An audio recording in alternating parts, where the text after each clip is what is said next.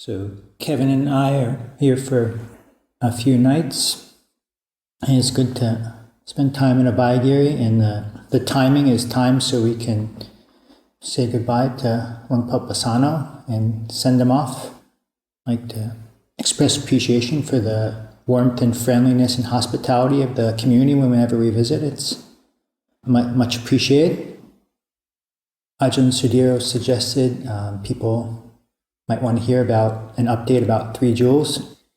A year and a half or so ago, Ajahn Kaspo and Kevin and I were sort of encouraged to go start up the second branch monastery of Abhayagiri, 3 jewels, and we've been there with many other people from monastics and laity from Abhayagiri also, spending time there for about a year and a half.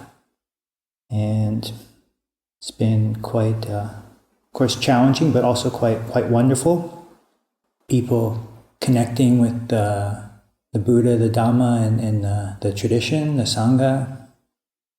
It's interesting dynamic. Neither Ajahn Kaspo or I are big Dhamma teachers, but just kind of spent many years at Abhayagiri, mostly at Abhayagiri for us, and also some other Ajahn Chah branches, and just kind of going there and looking after the place, keeping it clean, going on alms round, usually daily alms round, and then chanting, meditating, sweeping, dusting cobwebs, and just sort of holding the container, and have a sort of a little evening program, but just very short reflections, chanting, meditation, and a Tuesday sutta discussion group.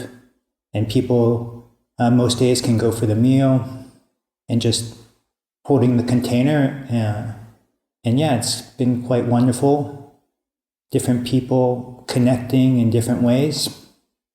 There's a tiny Southeast Asian community, or just actually a few people in Fort Bragg who have been sort of delighting in supporting the monastery. And it's kind of from that generosity, then there's also been other people drawn in, showing up for the meal, and just show up for the meal and spend a little time at the monastery, connect with some other good people.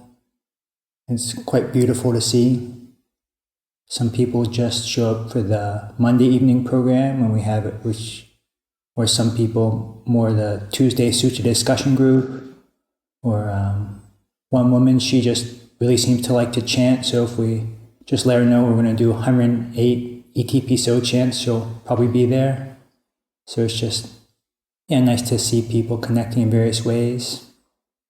Get lots of friendly gestures in town when we go on alms round, wandering around Fort Bragg, people smiling, or occasionally an Anjali, occasionally a food offering.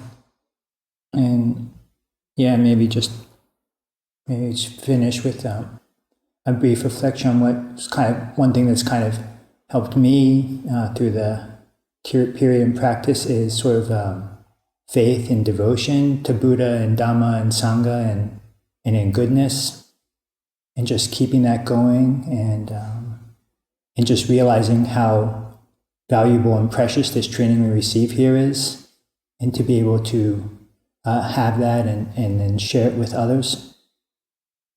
So just a few thoughts for this morning.